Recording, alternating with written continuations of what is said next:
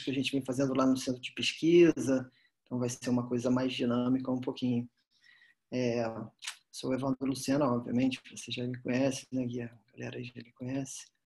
Então, contando uma história para vocês, a gente vai falar do Sr. Carlos. O Sr. Carlos é um homem branco de 65 anos, que foi encaminhado com uma lesão escura elevada, 10 diâmetros papilares, no lado nasal da retina. E ele foi no consultório, cara, tinha 20/20 de visão em ambos os olhos. Aí já chegou com um diagnóstico de melanoma de corante. Mas será que ele é esse mesmo diagnóstico? Como que a gente vai tratar ele? E o que a gente pode esperar do tratamento dele?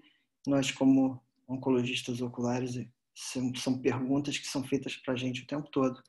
E para o oftalmologista geral, o mais importante é a gente saber reconhecer, saber encaminhar, saber como se processa o tratamento, como se processa o diagnóstico. É mais ou menos isso que a gente vai falar. Esse era o fundo do olho do seu Carlos. Melanoma ocular, ele pode aparecer na conjuntiva, mais incomum do que o melanoma uveal. Ele pode aparecer na conjuntiva com extensão para a órbita, ele pode ser amelanótico e ele pode ter extensão extraocular, pode sair de dentro do olho e acometer a órbita. As premissas básicas do tratamento do melanoma uveal é um tumor maligno bastante grave, bastante agressivo, ele destrói a visão, tem um potencial muito grande de destruir a visão, ele metastatiza numa grande parte dos pacientes e pode causar a morte desse paciente. Então, o mais importante de tudo é a gente salvar a vida desse paciente. O diagnóstico tem que ser rápido, a gente tem que tratar ele a contento, tem que salvar a vida desse paciente. Se a gente puder salvar a visão, é o melhor cenário de todos, e obviamente manter um bom aspecto cosmético desse paciente. A gente vai falar um pouquinho sobre epidemiologia, vamos falar um pouquinho sobre diagnóstico, vamos falar um pouquinho de tratamento, a gente vai falar sobre o tratamento que a gente vem desenvolvendo única, que é a radioterapia externa. Vamos falar um pouquinho sobre oncogenética, que é um programa novo de pesquisa que a gente está fazendo no Instituto e basicamente voltado para prognóstico. Então, tudo começa com uma lesão melanocítica. 6%, mais ou menos, isso é uma estatística americana, a gente tem pouca estatística brasileira, mas uma estatística americana, 6% da população caucasiana apresenta um névoa no fundo do olho. E mais ou menos a cada 8.000 névoas se transforma em melanoma, com risco de crescimento de mais ou menos 1% por ano.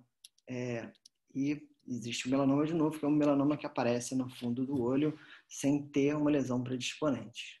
Na verdade, a gente via a lesão, acha que é um névoa, e na verdade já era um melanoma há muito tempo, que é o mais comum de todos. O melanoma é um tumor intraocular primário mais comum de todos, tem Peraí, só um minuto. Aconteceu aqui uma coisa aqui na minha tela. Pronto. O mais comum de todos, bem no meio slide, o tumor intraocular mais comum de todos, é mais comum em indivíduos de pele clara, com mais de 60 anos de idade, tem alguns fatores de risco importantes, uma predisposição genética chamada síndrome do névoa displásico, algumas alterações melanocíticas nos olhos, como a melanose ocular e a melanocitose oculodérmica, e o tabagismo também é tido como um dos fatores de risco. Então, ele é o tumor intraocular mais comum, que a gente mais diagnostica, com mais ou menos 6 casos para cada 1 milhão de habitantes. E no Brasil, a gente sabe como está no Brasil? Isso foi um tema da nossa pesquisa, a gente andou procurando por isso. Estou mostrando aqui, nunca foi mostrado isso antes, na verdade, a gente submeteu esse paper agora. A gente fez uma pesquisa em todos os registros, todos os centros de registro hospitalar no país, todos que registram câncer. Esses registros hospitalares, na verdade, o prontuário do paciente vai para o arquivo médico e lá tem uma pessoa que registra e manda para um centro de registro, que o centro nacional é o INCA. São Paulo tem um centro à parte, chamado Fundação Oncocentro, e a gente pesquisou todos os pacientes com melanoma. A gente diagnosticou que existiram no Brasil, de 2000 até 2016, 48.787 melanomas. Não melanomas uveais, 47.787 melanomas. A gente tirou os pacientes que tinham um ano de diagnóstico abaixo de 2.000 e quando os dados estavam perdidos, tiramos os melanomas in situ, os casos de lentigo maligna, e ficamos com o número de 42.255 melanomas. A grande parte de outros sítios anatômicos. 37.106 cutâneos e 2.166 melanomas uveais, que são 5,4% de todos os melanomas que foram registrados entre 2000 e 2016, um número bastante elevado. A gente, então, descobriu que são esses 2.166 casos que foram registrados a partir do ano 2000 até o ano de 2016. Tinha uma discreta prevalência maior em homens do que mulheres, uma distribuição de idade, uma quantidade maior de melanomas diagnosticados entre 41 e 69 anos, uma série de parâmetros que a gente observou e foi um estudo bastante interessante. Mas a coisa mais interessante, algumas coisas muito interessantes que a gente descobriu nesse estudo a respeito do melanoma uveal é que a gente não registra bem, obviamente a gente tem uma quantidade de missing, de dados perdidos muito grande, especialmente na região norte, na região nordeste e na região centro-oeste. A gente descobriu que tem algumas coisas interessantes, por exemplo, a escolaridade faz diferença, a gente diagnostica mais de melanomas em indivíduos escolarizados que têm mais de 8 anos de educação formal, especialmente no que a gente classifica como quadros iniciais, que a gente vai chamar de initial disease, que são os estadios 1 e 2, quando o melanoma é só intraocular. E aí a gente sabe que a gente descobriu que a maioria dos melanomas que a gente diagnostica nos pacientes com mais de 8 anos de idade, com mais de 8 anos de educação formal, são esses melanomas em estágio inicial. Tem alguns outros parâmetros, mas eu achei muito interessante a gente colocar isso aqui, para a gente ter ideia do tamanho do problema que a gente está falando. 2.166 casos de melanoma registrados no Brasil. Uma outra coisa que não fez a menor diferença, que a gente procurou ver no estudo, é que a lei de 60 dias, saiu uma lei em 2012, que foi foi promulgada em 2013, passou a valer em 2013, diz que todos os pacientes de câncer têm que ter diagnóstico e começar o tratamento em 60 dias a partir desse diagnóstico. E a gente descobriu que isso não fez a menor diferença, essa lei de 60 dias. Na verdade, a gente procurou isso porque o pessoal da epidemiologia no INCA já tinha feito isso para câncer de ovário e para câncer de mama e também descobriu que a lei de 60 dias não fez a menor diferença no início do tratamento. Então, isso é um dado importante, é um dado que a gente não tinha no Brasil. Aqui, para mostrar para todo mundo que a quantidade de melanomas uveais em relação à quantidade de melanomas cutâneos. O cutâneo é mais ou menos 90% dos melanomas, o melanoma uveal 5,4% de todos os melanomas que a gente tem. Esse estudo teve várias limitações, a quantidade de missing data é enorme, 65,2%, especialmente dos pacientes com estadio inicial. A população que a gente notou que mais prevalente é uma população um pouco mais jovem do que a população da literatura. A maioria dos casos da região sudeste, a gente acha que porque o registro é mais bem feito, a população é maior, mas especialmente porque o registro é bem feito e o acesso a hospitais e programas de tratamento são melhores. No 4, é bastante interessante esse negócio da educação formal, que a educação formal faz diferença no diagnóstico, no tratamento e na sobrevida desses pacientes, e que não houve nenhuma mudança no diagnóstico após a entrada dessa lei dos 60 dias, né? Quer dizer, quando ela começou a valer. Então, isso foi bastante interessante.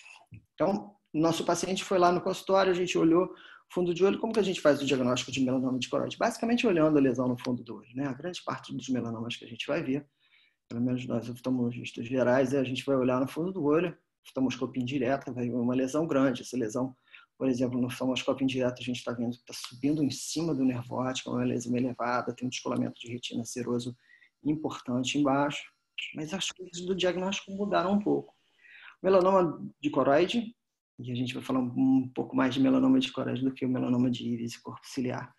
Ele basicamente tem origem nas células melanocíticas que ficam lá na coroide, a parte inferior aí da nossa fotografia.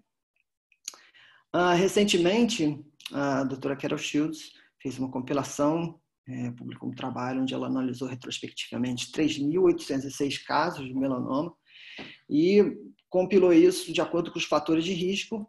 Mudou um pouquinho, a gente antigamente dizia to find a small ocular melanoma using helpful hints daily. Isso mudou e ela agora usa to find small ocular melanoma doing imaging. Ela acha que a espessura mais de 2 milímetros é um fator de risco, fluido subretiniano no OCT é um fator de risco nas lesões para se transformarem no melanoma, nos nervos para se transformarem no melanoma. Baixa visual é importante, não flashes e floaters, mas agora baixa visual é importante, pigmento laranja continua sendo importante. As alterações que podem existir no ultrassom, especialmente a diminuição da refletividade na parte interna, que é o hollow, o melanoma é uma coisa importante, o diâmetro mais do que 5 milímetros na fotografia, que seria basicamente isso aqui. A parte de baixo inferior direita, pigmento laranja, a parte de cima, uma lesão pequena, com líquido já se acumulando, elevado, com mais de 2 milímetros de elevação. Outra mostrando a diminuição da refletividade na parte interna da lesão. Na parte de baixo, uma lesão melanocística muito grande, medindo mais do que 15 milímetros de tamanho. Tudo isso são fatores de risco, transformação do melanoma para do nevo para o melanoma.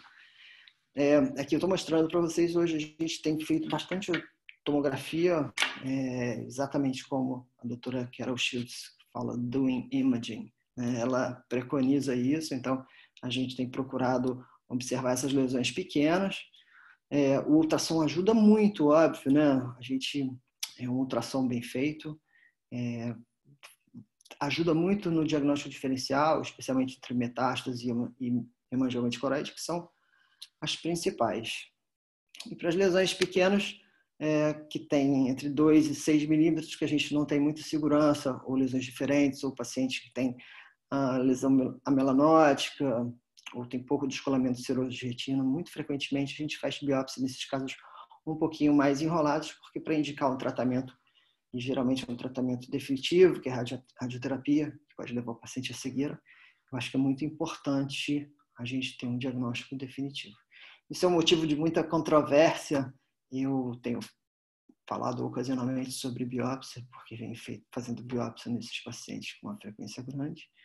Então, a gente faz a biópsia e com um patologista em sala, a gente chama o patologista, dá o líquido da biópsia para ele, e ele lá nos alfarrábios dele, ele leva o microscópio e olha as células e diz para mim, na verdade ele não fecha o diagnóstico, mas ele diz para a gente se essas células são, com essas células, né, com essa biópsia, é possível de fazer o diagnóstico. O diagnóstico não é para ser feito na sala, mas é para o patologista dizer, a quantidade de material que você tirou é suficiente para fazer o diagnóstico. Então, vamos em frente, fecha isso aí, vamos tocar adiante.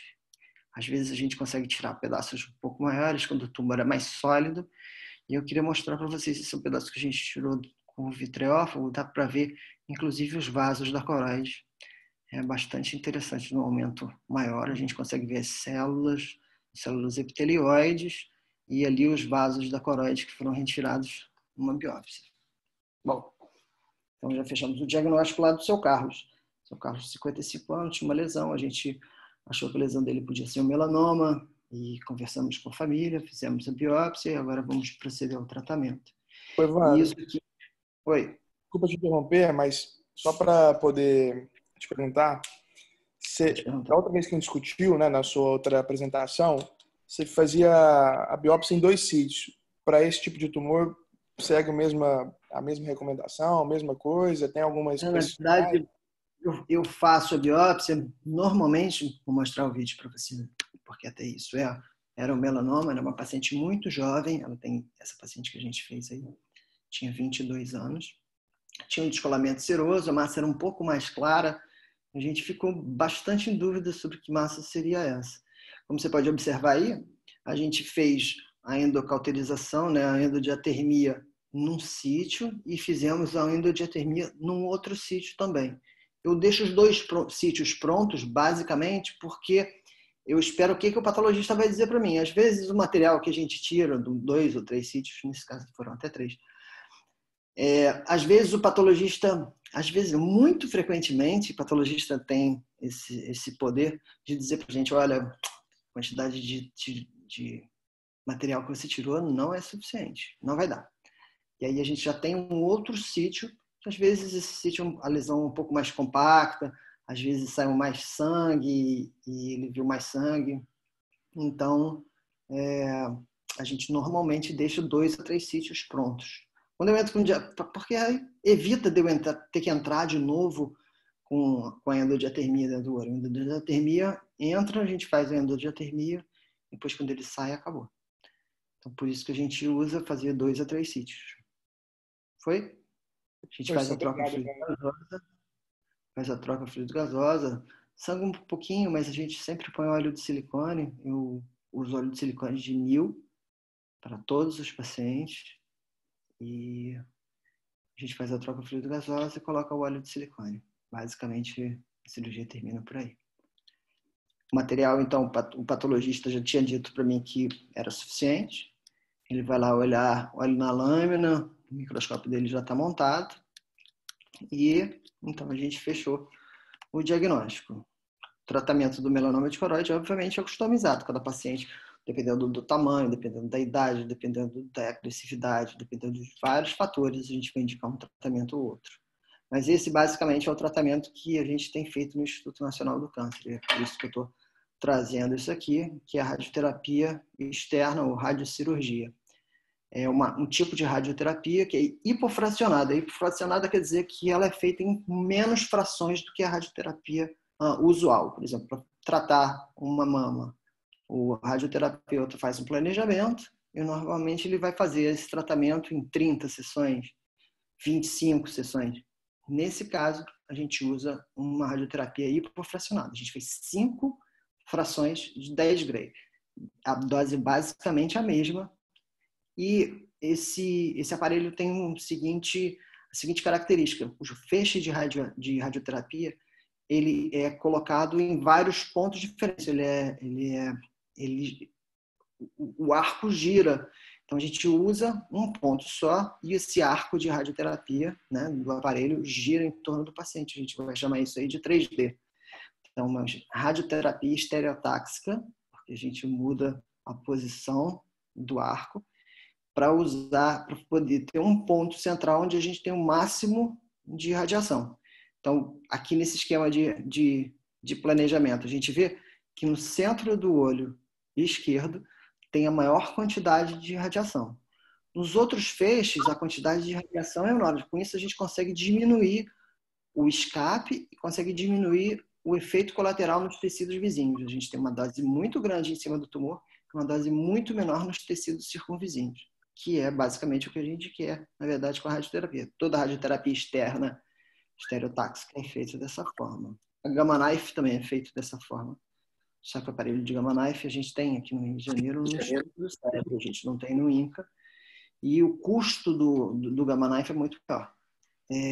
Esse tratamento é um tratamento muito interessante porque é um tratamento bastante democrático. Qualquer lugar onde exista um aparelho de MRT, onde esse arco de radioterapia mude de posição e faça essas posições em 3 dimensões, é possível de ser feito. Então, teoricamente, esse paciente podia tratar em Rondônia, podia tratar no Amapá, podia tratar no Rio Grande do Sul, podia tratar em qualquer lugar.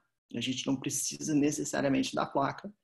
É um tratamento, né, aceito. A gente usou um protocolo derivado do hospital chamado Princess Margaret, que fica em Toronto. Então, a gente adaptou o protocolo de Toronto para a gente usar aqui. E a gente tem tido bons resultados. É basicamente isso que eu quero mostrar para vocês agora a seguir. Como que a gente faz isso? Então, a gente posiciona o olho de acordo com os exames de imagem do paciente. O paciente é feito uma tomografia, uma ressonância para posicionar e rever onde a lesão está.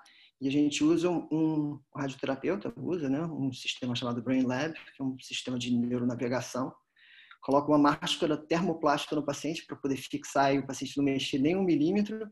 E um device, a gente bolou lá no INCA, então isso é uma coisa que a gente bolou, um aparelho de tracking, onde a gente vigia ativamente o posicionamento do olho desse paciente, de forma que quando o posicionamento do olho do paciente sai a mais do que uma determinada fração, mais do que 3 milímetros no caso, o aparelho é desligado, então ele fica funcionando enquanto o olho está na posição correta. Então, para mostrar para vocês, são 5 frações de 10 grays em 5 dias, e a gente faz esse sistema de tracking e imobilização in-house. Então, essa paciente, por exemplo, ela colocou a máscara termoplástica, ela está pronta para tratar. Em cima, na foto direita, isso aqui não... Engraçado que o meu mouse não está funcionando. Na foto à direita, a gente consegue ver que o aparelho está filmando, tem um dispositivo com laser que mostra exatamente o posicionamento do olho, e o aparelho está filmando, fazendo tracking do olho da paciente. Quando a paciente muda a posição do olho, o aparelho desliga. Então, basicamente funciona assim, a gente descobre, o radioterapeuta descobre a amplitude de movimentação desse olho com os exames de imagem feitos em posições diferentes, e aí, se ele mover a mais posições, ou a posição se for maior do que um determinado ponto, o aparelho para de funcionar, que é para você não usar a radiação para só ter efeito colateral, quer dizer, não está efetivamente tratando. Então, só para mostrar para vocês novamente essa movimentação, como que o radioterapeuta faz isso. Apareceu meu mouse aqui, olha que coisa mais linda, maravilha. Então, a gente chama isso aí de radiação estereotáxica. Então, no INCA aí fora, a gente fez 48 casos, que a gente está fazendo essa compilação agora. Então, fizemos 48 casos nesses últimos anos, com follow-up de 3 a 60 meses. 12 pacientes tiveram metástase, 8 tiveram metástase no fígado e 1 para cavidade abdominal. Vocês até conhecem o caso do paciente que teve metástase para cavidade abdominal, que é um caso bastante emblemático. 3 desses pacientes foram enucleação, com uma quantidade bastante pequena de pacientes que foram enucleados.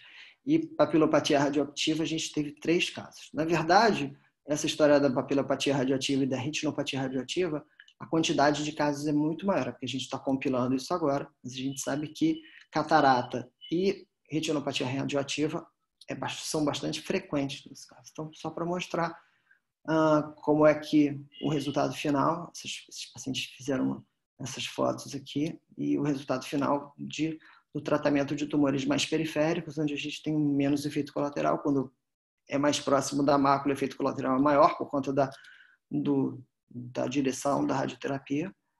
Essa paciente tinha uma lesão próxima, acima do nervo óptico, e ela desenvolveu uma papilopatia radioativa bastante importante. Então, a gente depois publicou o uso desse device que a gente montou lá no INCRA. Isso foi publicado na revista chamada Astro, que é de radioterapia. E os meninos lá da radioterapia apresentaram isso num congresso nos Estados Unidos. A gente agora está compilando os resultados para poder a gente publicar isso efetivamente numa revista oftalmológica. Então, mostrando para vocês que a gente consegue tratar os melanomas com... Todo o tratamento tem efeito colateral, mas com bastante eficácia. Eficácia bastante boa e um tratamento bastante democrático. Então, essa é uma alternativa não invasiva para o tratamento de melanomas uveais. E é um tratamento que tem uma precisão bastante grande. Os radioterapeutas chamam isso de conformação. A gente está com esses resultados. Brevemente, a gente vai poder mostrar para vocês. Obviamente que efeitos colaterais são bastante frequentes, especialmente a retinopatia radioativa. Isso aqui é uma papilopatia radioativa, paciente que a gente viu na foto anterior. Deixa eu voltar aqui para trás. Isso está aí. Essa paciente aqui foi tratada do jeito que vocês estão vendo aqui no planejamento dela à direita. E deixa eu ir para frente aqui, para mostrar que ela desenvolveu uma papilopatia radioativa.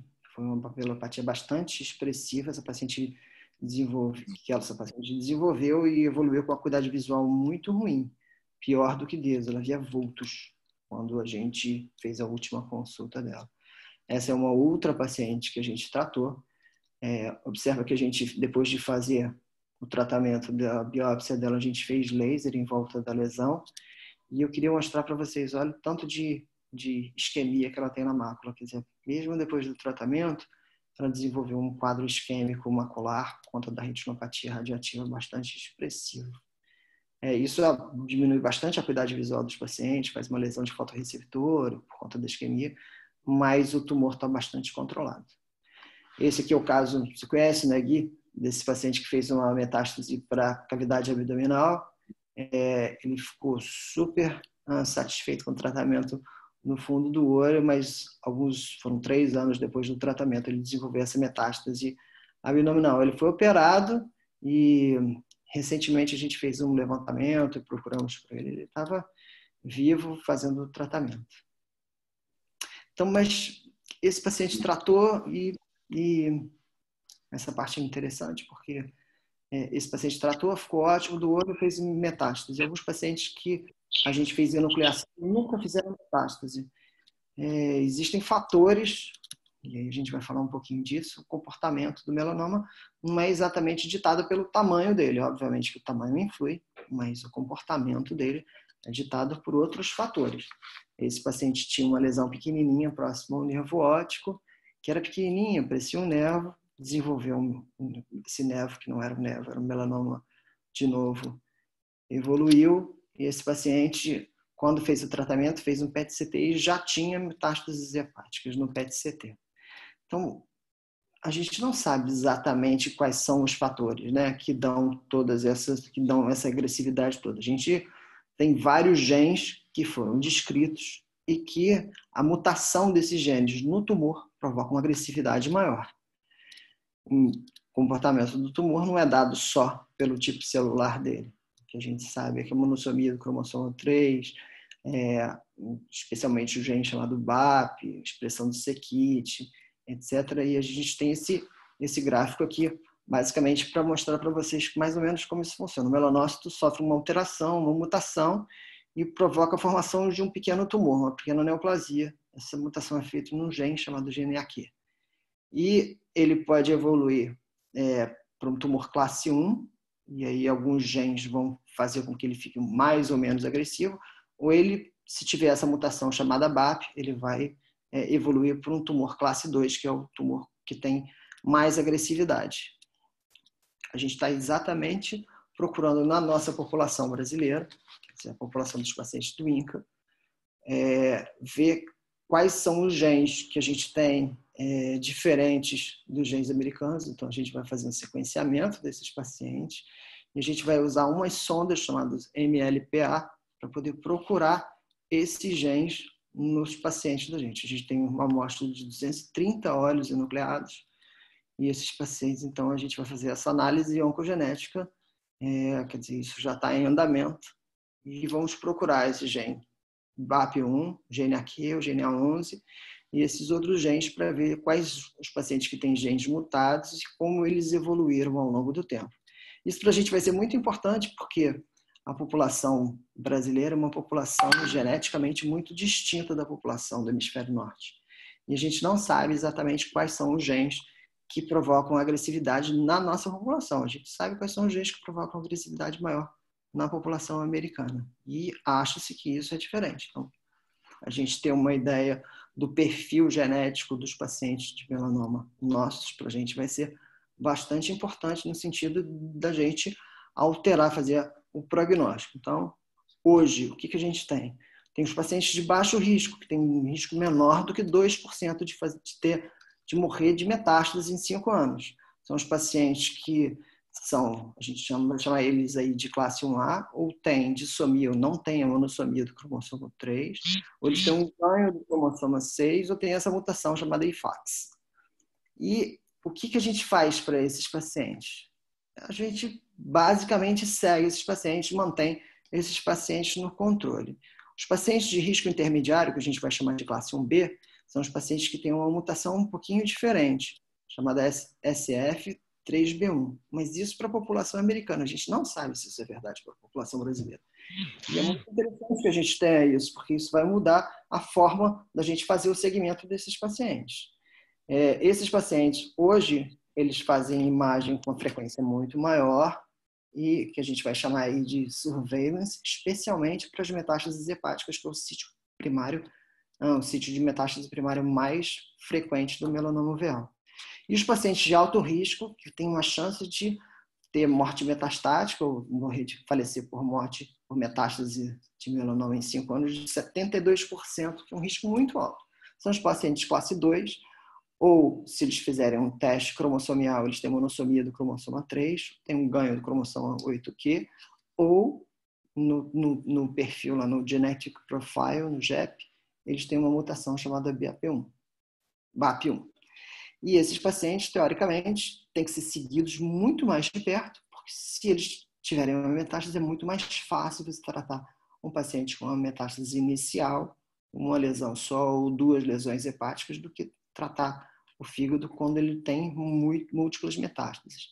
Na verdade, a gente não tem uma medicação ainda que seja bastante efetiva contra o melanoma uveal, como a gente tem para o melanoma de pele.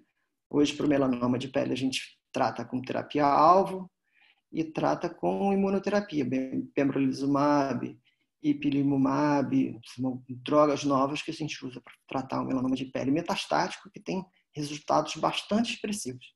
Mas para o melanoma uveal ainda não há essa droga, ainda não se chegou a uma conclusão a respeito disso.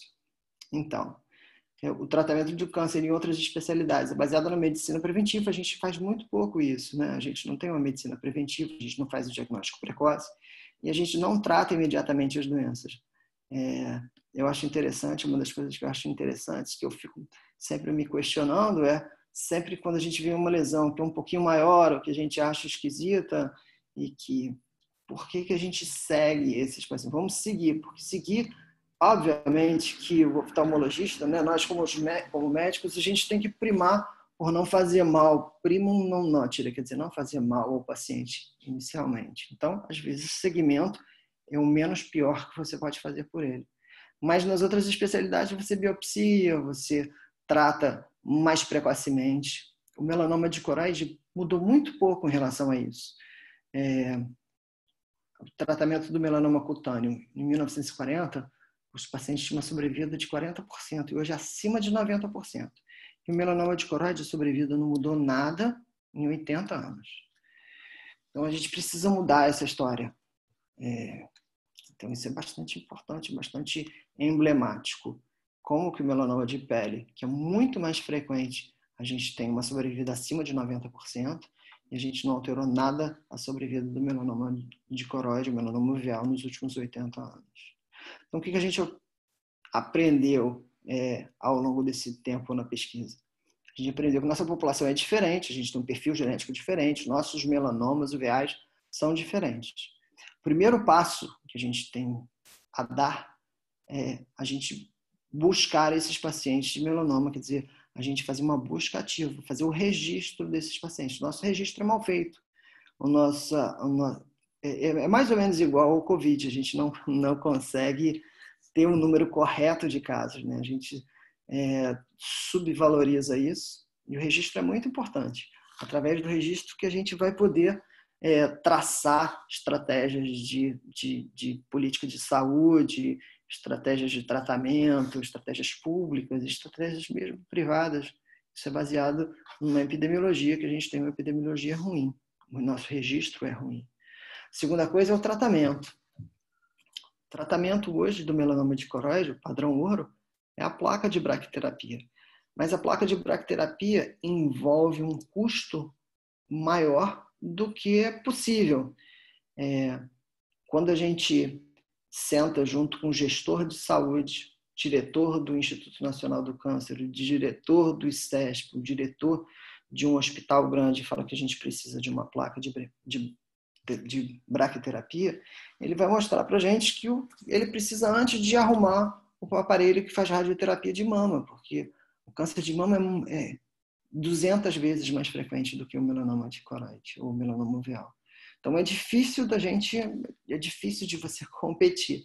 Então a gente tem que fazer um tratamento que seja um tratamento democrático e que possa ser usado em todo o país. E eu acho que essa é a principal mensagem da radioterapia externa. A gente está tentando compilar isso de forma que isso seja uma coisa que o SUS possa encampar com o tratamento de melanoma de coroide. E é isso que nós estamos fazendo na pesquisa. E a terceira coisa que eu acho bastante interessante, depois da gente tratar esse paciente, a gente dizer para o paciente o que vai acontecer com ele. E a gente não tem isso para a nossa população. Geneticamente somos diferentes, conforme eu comecei falando aqui. Nosso profile genético é diferente, nossos genes são A gente tem os mesmos genes, mas pode ser que a gente tenha mutações diferentes. No retinoblastoma, a gente tem existem mais de 900 mutações catalogadas para retinoblastoma. No INCA, a gente descobriu 8 diferentes completamente de todas as mutações que tinham sido catalogadas antes. Então, a gente sabe que o nosso perfil genético é um pouco diferente do perfil genético dos pacientes do hemisfério norte. Nós somos um povo geneticamente diferente, muito misturado. Então, é interessante que a gente tenha um perfil genético adequado ao nosso povo. E que, se a gente puder ter esse perfil genético e a gente puder dar isso para o paciente, a gente fazer com que o paciente siga direitinho para a gente ver se pode mitigar a chance desses pacientes terem metástase. Porque a metástase, no final das contas, e esse paciente que precisa fazer tratamento, é um custo enorme para o sistema de saúde. Então, se a gente puder mitigar essa metástase ou fazer com que a metástase seja tratada precocemente, a gente consegue diminuir o custo, diminuir, aumentar a sobrevida desses pacientes e diminuir a morbidade desse tumor para esses nossos pacientes. E aí a gente pode voltar lá para o seu Carlos e falar com ele de novo e com a família. O Carlos tem uma visão de 20/20 em ambos os olhos. O diagnóstico dele é melanoma uveal. Ele provavelmente vai ser tratado com radioterapia, mas o prognóstico dele a gente realmente não sabe. Vai depender, o prognóstico visual vai depender do tratamento. A lesão é muito próxima à papila, então provavelmente ele vai ter uma baixa visual importante. E a gente não sabe do prognóstico a longo prazo em termos de metástase. Vamos ver se a gente consegue descobrir isso algum dia. Então é isso que eu tinha para falar com vocês. Acho que eu cuspi tudo aqui para vocês e muita coisa nova. Pode abrir o áudio aí, e, por favor. Evandro, show, né? Parabéns, cara. Mais uma vez, brilhante. Muito legal a aula, super completa. Para quem não vê, né? Para quem não tem oportunidade de estar com você, que nem a gente tem a honra, acho que esse tempo aí traz essas oportunidades. E acho grande recado, né? Mesmo a pessoa que não vai fazer oncologia, mas vai estar no consultório, vai se deparar nos residentes com causas que a gente tem que abrir realmente nosso leque para o diagnóstico diferencial, né? Melanoma tem que estar sempre... a gente tem que ficar atento a esses casos, descolamento oxidativo de retina, né? Que é o que às vezes vem para a gente vai ver, opa, peraí, não é um caso cirúrgico, né? Acompanhar as lesões, né? Melanocíticas, saber acompanhar essas lesões, acho que é crucial, mesmo que não se faça, mesmo que o pessoal não faça de novo oncologia. Acho que vai chamar atenção o pessoal, então, na questão, um pouquinho só, Evandro, que na questão do diagnóstico diferencial, né? Uma coisa que a gente tem que estar sempre atento. Né? Manda mensagem. Recentemente, quem acompanhou um caso nosso que a gente mostrou, e tem o caso lá o artigo da Shields, né? De 12 mil casos de supostos melanomas uveais, e tinha um número grande de pseudomelanomas, né? Então, ficar atento que nem tudo vai ser melanoma. Acho que acaba muitas vezes, né? Os exames complementares, o ultrassom ajuda bastante, fundo de olho. Hoje a gente tem a oportunidade de fazer o wide field, né? O wide field ajuda muito a gente também a acompanhar, a ver, delimitar bem as lesões. Então, acho que, de novo, não esquecer de abrir o leque diferencial para os diagnósticos diferenciais que a gente pode pensar. Tá? Na verdade, a gente fala sempre com os meninos a respeito de diagnóstico diferencial, aquela história do to find a small ocular melanoma doing image, e falar também de hemangiomas. Você pode voltar nesse slide, Evandro, para ficar para o pessoal poder... É interessante a gente ver isso, porque a gente fala sempre com os meninos, e eu tentei falar alguma coisa um pouquinho diferente, para mostrar o que está sendo feito de melanoma uveal, o que a gente faz e para onde que as coisas estão andando, né?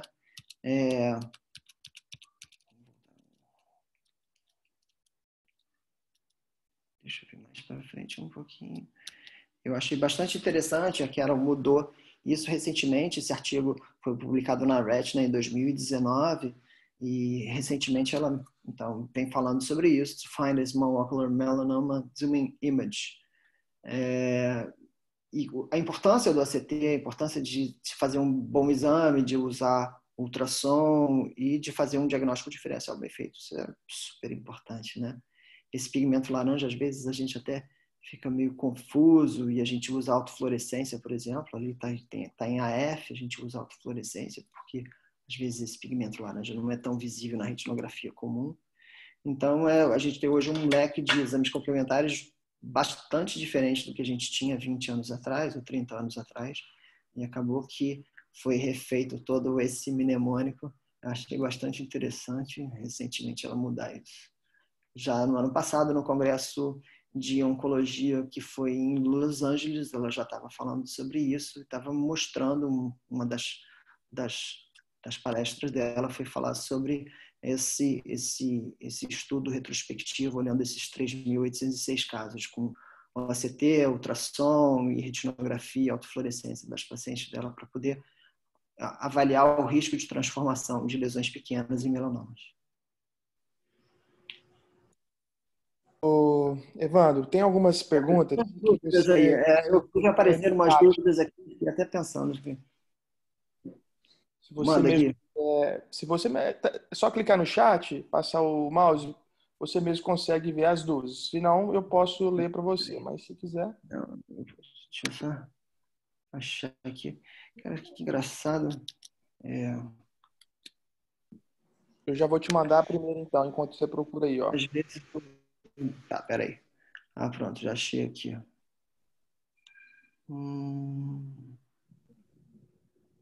Cara, que coisa engraçada, eu não consigo ver aqui. Deixa eu diminuir o tamanho disso aqui. Apareceu aqui em cima, peraí. Tá aqui.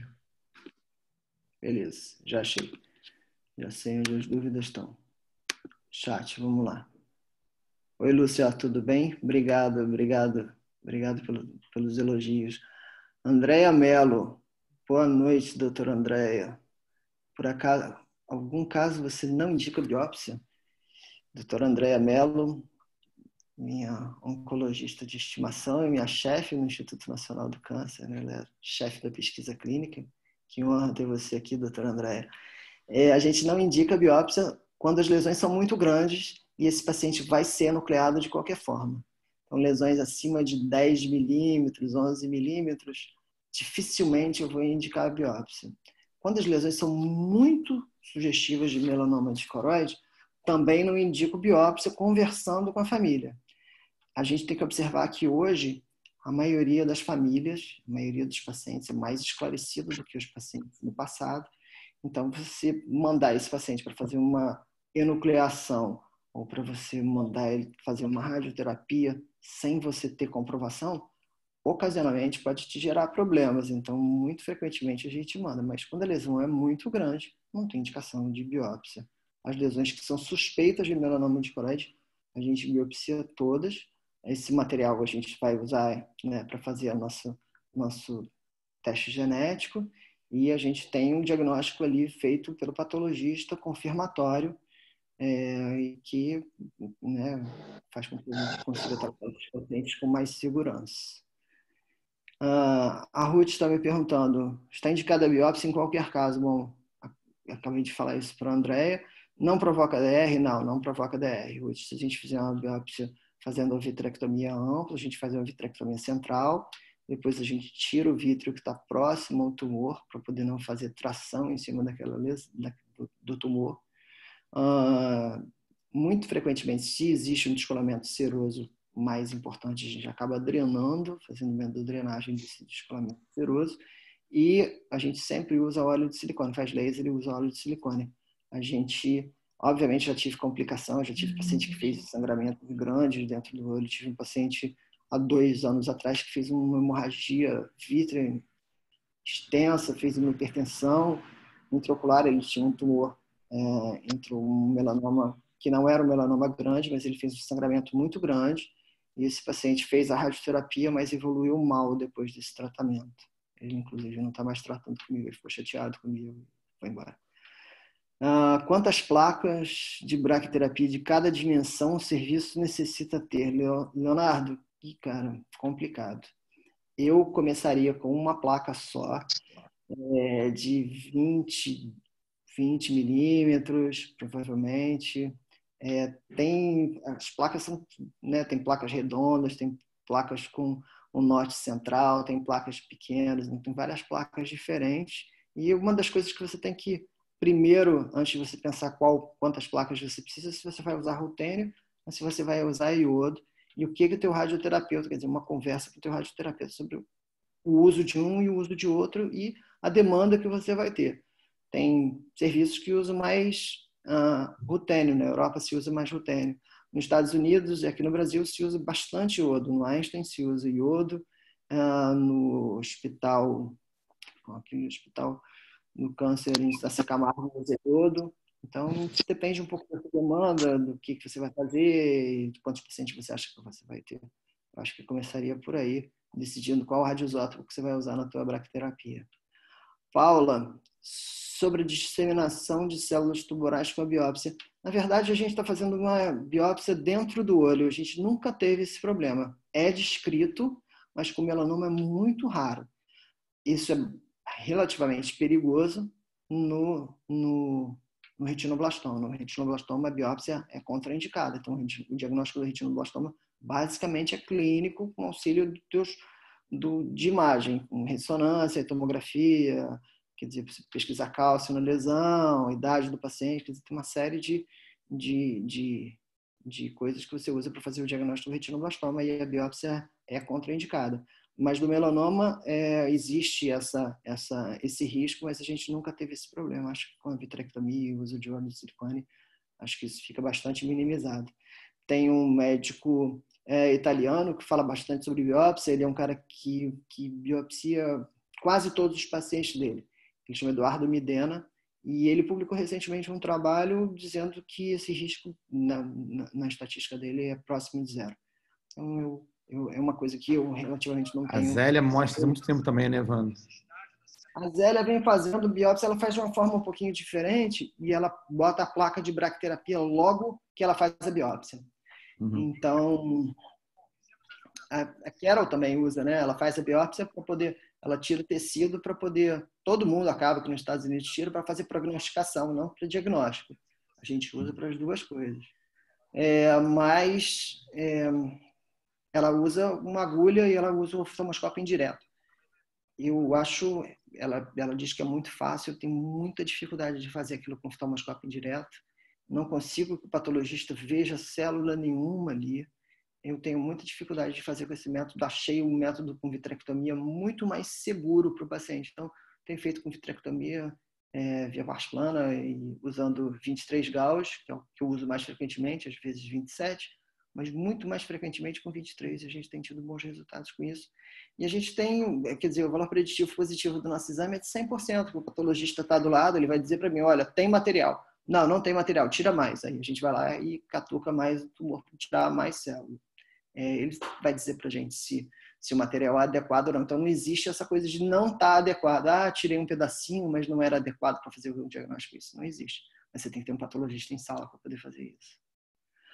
Paula, o risco de disseminação de células tumorais, não, é mais ou menos a mesma pergunta. Foi isso que você perguntou, né? Desculpe. Então, está respondido a Paula. Jaque, parabéns pela oportunidade de ter informações tão oportunas e recentes. Jaque, pergunta alguma coisa. Almir, mais perguntas. A respeito tem umas coisas interessantes que eu acho que são super interessantes de eu trazer para cá para vocês. Por exemplo, a gente sabe que 5%, que a gente está dentro da estatística mundial, 5,4% dos melanomas uveais, de todos os melanomas, são melanomas uveais. Basicamente a mesma estatística do Arun Singh, basicamente a mesma estatística da Carol Shields. Então, isso é isso que a gente sabe. A gente não tem ainda um estudo de incidência, a gente está fazendo um estudo de incidência, a gente montou primeiro o estudo de prevalência, o estudo de incidência já está pronto, mas os resultados não estão totalmente compilados, porque a gente tem uma dificuldade exatamente no registro hospitalar. O registro hospitalar em todo o Brasil não é homogêneo, não é tão bem feito como a gente gostaria que fosse. Almir. Professor Morizot.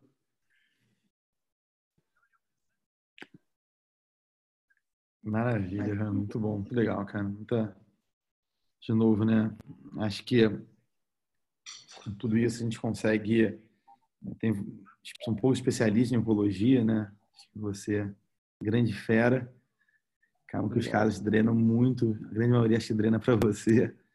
Que bom de poder compartilhar isso e ver que melanoma hoje em dia não é igual a nucleação, né? A gente tem tratamento e tem tratamento que a gente consegue, lógico, os pacientes acabam muitas vezes com divisão, né? Dependendo da localização, mas a gente consegue preservar a integridade do olho, né? Se cada vez mutilando menos os pacientes. Isso é muito importante. É muito importante, né? Isso é muito importante. Qualidade de vida desse Muito paciente. importante. E acaba que, às vezes, né, Evandro, pacientes que a gente começa fazendo screening, né? A gente pega no consultório e manda, os pacientes são eternamente gratos a... Essa história de biópsia é uma coisa tão interessante, sabe? Porque eu tive uma paciente que tinha uma lesão muito grande no INCA, há muitos anos atrás, deve ter mais de 10 anos. Ela tinha uma lesão enorme dentro do olho, estava dando glaucoma neovascular e eu jurava que era um melanoma. A gente mal conseguia ver de tanto que a lesão... Ela tinha uma catarata total por conta da lesão, que empurrava o cristalino, empurrava todo o segmento anterior para frente. Então, um olho muito complexo. E eu achava que era um melanoma, então propus a ela fazer uma enucleação. Ela fez imagem, fez uma ressonância, todo mundo dizia que ela tinha um tumor intraocular enorme. Então ela fez essa enucleação e o resultado foi hemangioma. Ela não tinha melanoma dentro do olho.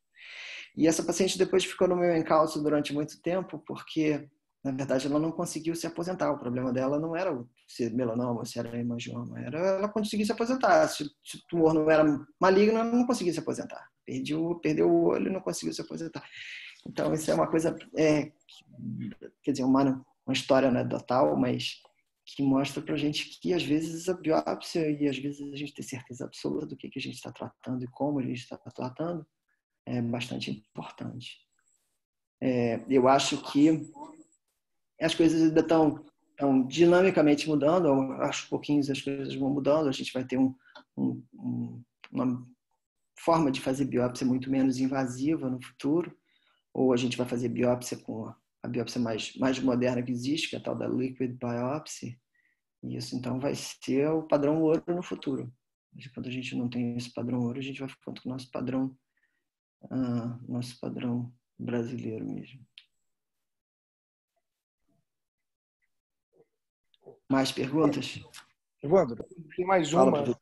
É o seguinte, existe um estudo comparativo entre metástases e óleos enucleados e óleos tratados. Há uma maior incidência de metástases nos óleos enucleados ou nos óleos tratados? Quem fez acho que esse estudo, se não me engano, o Combs fez isso, né? Eles avaliaram os pacientes que tinham melanomas grandes, quer dizer, os melanomas médios que tinham sido enucleados, os melanomas médios que tinham sido submetidos a tratamento com placa.